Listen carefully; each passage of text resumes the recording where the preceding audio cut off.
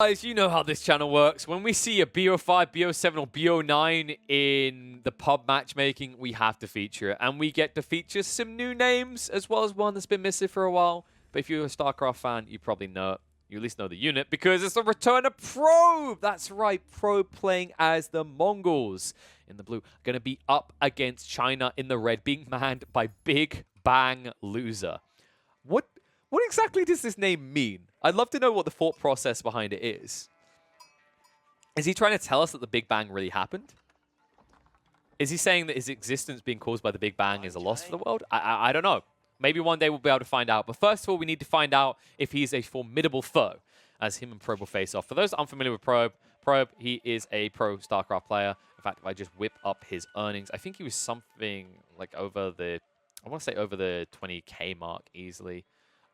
Probe is, yeah, $73,154 earned from playing professional StarCraft, 11,000 of that being this year alone. So a respectable number from this player, and also a respectable number on the leaderboards. He is 95th right now with 1,687 elo. Meanwhile, Big Bang Loser, the opponent of which he's been having a best of 5 in the matchmaking, is 134th. So on the rise himself as well. 92 games played. Could very easily, and I honestly expect it to be, a Smurf. By the way, what I mean by best of 5 is these guys have 5 games in a row ran into each other, and well, this is the culmination. This is the 5th game, and it's going to be here on Danube. I was like, which one do I choose? I was like, easy. Choose the most recent one, right? And I think it was even Steven so far before this. I think it was 2-2 apiece. So this is the decider. Who's the better player? We decide that today. And already onto the water for China. Really big deal to be getting out here. Khan's not going to be able to stop this. And there really wouldn't have been a way to stop it. This is one of the frustrations being up against China's the Mongols on War Hybrid. Even if you move quick enough, you can't do anything. Because remember, the Chinese build twice as quick. And now their dock is going to build 20% quicker, which is why it's another big deal. It just basically means that you won't really be able to compete easily. Your economy is going to scale worse. So it does mean that Probe needs to find some aggression early on to even that out. And that's why we already do see some Spearmen coming out. Got the Uvu, got the racks down, and he's going to look to pressure. Problem is he can't stop these walls going up, and that's going to slow him down by quite a significant margin. Oh, Khan. I think that Khan's dead. Yep. Okay, that's a big deal. You don't want to lose the Khan now. That hurts. Now you're going to be 2 minutes without vision at a critical point in the game when you want to eyeball what your opponent's opening is. And more importantly, it means that you no longer have that maneuver arrow to work with the Spearman, right? So if your opponent does engage you in early combat and you start to lose, you're not pulling away, ever. So, really crippling factor. I think Probe at least built a secondary scout. Yeah? No. Oh my god, this is a big mistake. This opener-wise, guys, if you're playing, you want to make 2 scouts. Like, as in you start 1, build 1 more. It's really important because it gives you that vision game. It also gives you the Zerg factor to maybe take out a villager that's being aggressive, placing down some sort of building. It gives you a lot of flexibility. Also very valuable the Mongols because it means your Khan can be out in the field harassing, and then the second scout gets past the sheep and you drag them back to base. But now just a wonky situation. Outpost is going to be attempted to be thrown down. And not really a way you can stop this right now. So this is going to be very frustrating for Big Bang. And with the Spearman here, there's no way the scout stops this. So really nice move out of Probe to recover. One of the big powers of the Mongols, of course, is these early outposts. Remember, they only cost 70 wood each. And of course, because you usually go either Spearmen or Scouts in the early game, you have a cost-effective unit to station inside to give you those fire outs from the arrow slots. So that's what they're doing. They're waiting with the 5 Spearmen here, and then they'll harass you off the waterline, at least for the initial start. And this might slow down Big Bang. He can bounce back afterwards, but it means that he's not going to be able to net the full benefits of fishing. In fact, I'm wondering if he's even paid for himself yet. Maybe he's close to. I think if he gets a second load in, yeah, they pay for themselves, because remember, the fishing boats cost 75 wood, and they return 40 food each time. But might not even get that. So outpost, target now. If you micro in this, you can easily repair them 1 by 1. And yeah, this is the cool play, right? You garrison it in, it repairs, and then it pulls out. So both of these players have to micro this a lot because you have to retarget each time as Probe, and then you need to shift them in and pull them out as Big Bang. Oopsie, half speed. I know the Matrix just came out. Doesn't mean we have to do it in-game as well. Really need to switch that key binding. There's not really a situation in which I want the slow mode to ever be used. There you go, just pulls him back again. And he can ungarrison the other one if he wants right now. It's going to be full health, because remember, you can see from the pluses, you actually repair when you're inside the dock as well. So you go, pulls them both out. And this is just ineffective from Probe. He'd probably be doing more damage if he just threw Molotovs with the spears, right? Because I think they do like 14 damage. But instead, just kind of a wasted effort. Big Bang's unfazed by this. And new outposts are at least going down. The problem is he needs to actually burn through this. The best case scenario is if you like palisade these junctions, so there's not really any way for your opponent to go. I would have loved to have seen that, but obviously you're a Mongol player, so you don't even have that option. It's something that I think does put Mongols at a disadvantage, and it's why they have to lean hard into outposts early, is that other civs on these hybrid maps with the waters on the river, right, with the crossings, one cool thing you can do, and definitely take note of this if you think you're going to be pressured, especially against Delhi players, you can palisade wall across, and it blocks the units from being able to actually move past there. Very effective against an opponent who has the edge militarily on the water, because up until boom ships, water units don't tend to get through walls very well, right? Because they have 50 range resistance, which means you're shooting them for 1 damage per shot. There we go. Probe now trying to get on the water. Tech Up's going to be there first, though. You can see how much Bang's got. Surplus gold. Definitely bang for buck in this situation more than big and loser. But just use the food sorted. And yeah, even actually gathering a lot on the tax front. Only 3 people in gold, so this doesn't hurt him. This also sets him up nicely at a decent pace to go for Song Dynasty if he wants to. I'm not expecting Song Dynasty against Mongols, though. I think he's going to come under fire before that. But he needs to be quick on this tech up. He needs to get his first attack ship out. The Spearmen have found a way around. They have snuck in through this tree line. I hate this. Sometimes the game is deceptive. Sometimes these tree lines are easily accessible, and this is one of those situations. Turns the food, finally has tech up. Could be Barbarian the Sun on the waterfront. I'm not against that. I think Imperial Academy is a bit greedy, and there it is. Barbarian the Sun's going to be dropped. The Spearman, though, could be a problem, so he needs to be fast. That's why he sends out 6 workers to build this up. Yeah, just more garrisoning. I think he lost 1 or 2 of the fishing boats in the end, but for the most, he's fine. And Probe, he realizes he won't be able to do any damage to the villagers that will kill any off, so he's just going to back away for the time being. However, once again, in range of the TC. Always seems to be the way. AFK Khan, not really the way you want to use this guy. Bit of a mismanagement by Probe. This Khan is pretty useful. Not right now because you haven't teched up, but definitely you want him in position for when you reach Feudal. Because remember, his damage doubles, and then these are 50 health units that you're shooting for 4 each shot. And it's just free attacks, right? It doesn't cost you anything. You can easily retreat at any time. Oh, wow. What? Oh, wow. Oh, my God. Bang stopped he stopped microing. So he lost a bunch of his fishing boats. So he's down to 3 now. This is giving the edge. Probe is now forcing his way out into the water. He's building up a fleet here. Keep in mind that Probe is still behind. He hasn't teched up yet. And Bang could build into his first military vessel. But he hasn't bothered, right? Because why would you do that? Not against an outpost. That's pointless. You could do it to force your opponent off water. The problem is that Bang doesn't know about that, right? He has 1 scout and it's sitting in the back here, spotting out where the gold is being gathered. It isn't giving any additional info. And I think this is a big mistake by Bang. Meanwhile, Probe making the right moves, getting an outpost network started here. This will pay for itself in the coming minutes, right? When you want to get in position for these raids, when you want that YAM movement speed, it's going to allow you to weave in and out your opponent's base without needing to bring the Deer Stone up. Here we go, battering ram being built at this early phase. And archers are coming out. So remember, that's the counter to the spearmen. So we'll be able to get through the outpost soon. And you can already see the spearmen have pulled out the garrison. Because they can see this, right? The vision on the outpost allow him to know what's coming. And I expect him to just fully back away. I don't see any value in trying to defend these outposts with spearmen, with archers here. You're just going to die. I guess he just wants to die. Even more spears coming out. Probe. There's the switch I'm looking for. Needs archers of his own. You don't want to hang around too long in Tech 2 as Mongols in this matchup, by the way. Because your opponent can choose to go for Zhugnu. And Zhugnu shreds literally everything you can reduce in Dark and Feudal Age as the Mongols. So I do expect Probe to look for a boom up into castle as quickly as possible. Almost gone. Nice snipe out. I love the way that Big Bang's playing this. He's baiting his opponent in. He's waiting for him to come out so he can ambush him with the archers. And there we go. Chase down. Doesn't get enough of them, though. A little bit wonky in the end.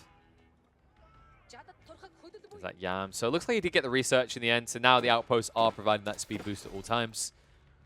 And he's already crawling in. Look at this. This is sneaky. Bang, yeah, Bang doesn't see uphill. He doesn't see this at all. So you can get one more outpost closer, just beyond the sheep, and then you'll be able to just block him out in the gold vein. And there's no other gold vein nearby, right? Yeah, this is it. This is literally his gold. So if you deny him here, this is very problematic for the Chinese player. Bang. Moving in to siege down the outpost. Archers trying to just get rid of the spearmen to keep the battering ram alive long enough, and that will be enough. Now you can just prioritize the spearmen attacking him and the archers, because look, it's already on fire. And one more ram will get rid of it. So not the full value you're looking for, remember, this is still 300 wood, but it gets rid of the pressure and allows you to get out on the waterfront. And now the junks are coming out. And this is where Probe's going to lose the army. He needs to be careful, he might lose the Khan as well. It's only a hardened Khan, so only 115 health. And 115 health doesn't last long if you stay in range, and that's going to be good enough. He loses the Khan again. Probe caught founding a little bit wanting, and now with the junks coming out, is there any response? No attack ships just yet, but Probe is building a second dock, so he should be able to fight back against the junks. And remember, if you ever get the lead on the numbers as the Mongols on water, with these light junks, they shoot any rotation. They have chase down potential. The problem with junks for China at this stage of the game is you have to keep quantifiable numbers in your favor. Because if you ever have to run away, remember these junks, they fire forward of the ship. So if you're ever retreating, you're not actually throwing out any damage. And you also move slower than the light junks. They move up about 1.87 movement speed per tile compared to the 1.5 on these junks. I guess you could say it's just the battle of the junks. It always turns into this, doesn't it? I do think that everything named junk are the best units on the water, right? Like, both of these, the cool thing to think about is if these guys hit Castle Age at similar timing, they both have access to the War Junks. The War Junks are incredible. For those that don't know what the War Junk does, it's a 900 health Hulk, but instead of having 100 damage per shot, it has 120 damage per shot. So it makes up for that less health very quickly. One cool thing that you do have at your disposal, if it doesn't resort to that, by the way, if you are the Chinese, is this right here, the extra hammocks. As you can see, it gives additional 2 more arrows being fired in each volley. So you go from doing 2 bursts to doing 4 bursts, right? And this can be cool because it means that if you are kind of, forced into this, we're just going to juke it out with archer ships a little bit longer situation, you get more bang for buck. The problem is it's a Castle Age research, so I don't expect it to come out in this game. I just expect them to play into the War Junks. And Probe, there we go, he finally got in range. All right, this is frustrating. It's not the end of the world for the Chinese player, because remember, you can still tax to get your gold, right? From all these drop-off points, there's plenty waiting here for the Imperial official to gather. But now you can't actually get through these. You have to build more battering rams to get rid of the outposts. And if I'm Probe, yeah, I'm stationing an army behind this. And we do see the switch up now. He went for Song Dynasty, so the Zhugnu are coming out. Probe needs to save up. The problem is he's hard investing right now, so he's not fully scaling. He's somewhat gathering more because of the fishing fleet increasing, right? But you're seeing he's spending an equal amount a lot of the time to keep an army pushing out. It means that while he's going to be prepped for a later situation with the outpost network and a standing army, etc., it means that he's not getting past what's about to be a very awkward point in the game because Big Bang went for the Zhugnu, because he counters out all the units that you can produce right now.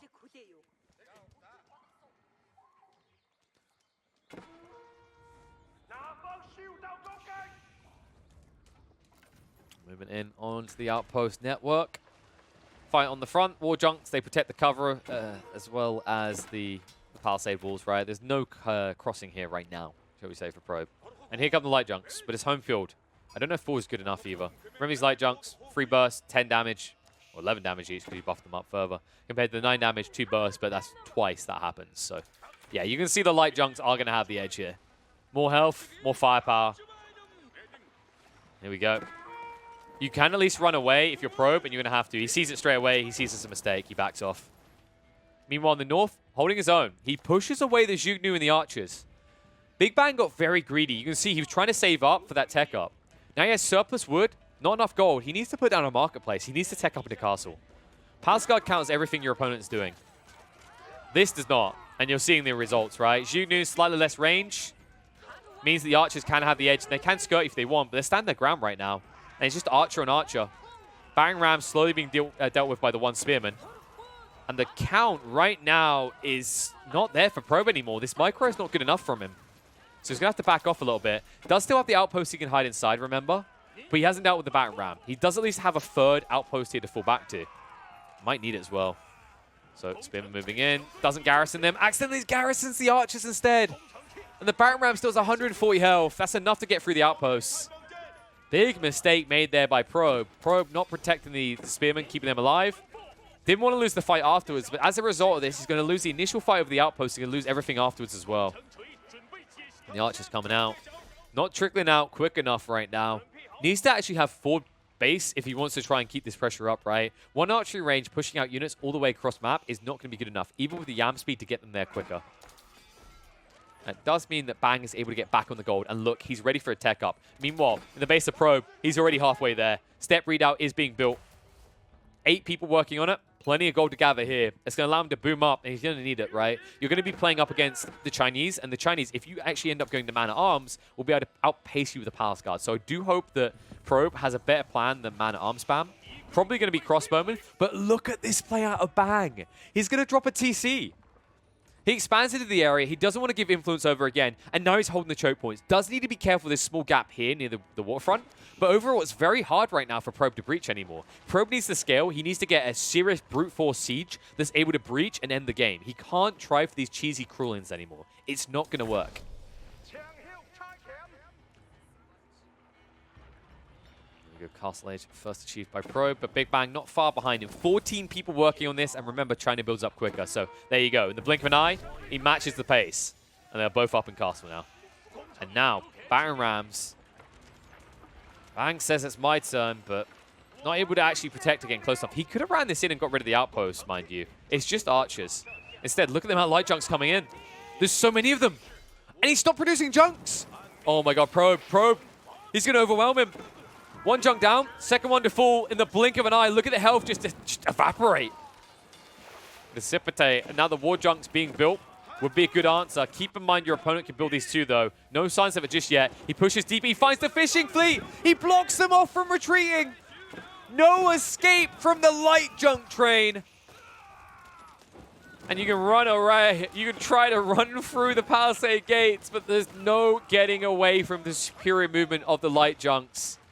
And even when the war junks come out, you're going to need 2 or 3 because there's quite a lot of light junks just roaming around your seas. Your whole economy is spent now. Watch these numbers sink. Look at it. Big Bang. Under Probe on the food count and sinking even further. Only 8 people working on food on land. These war junks. Not perfectly microing him, but they're doing it. Most of these light junks are going to be gone in the blink of an eye, but they split up.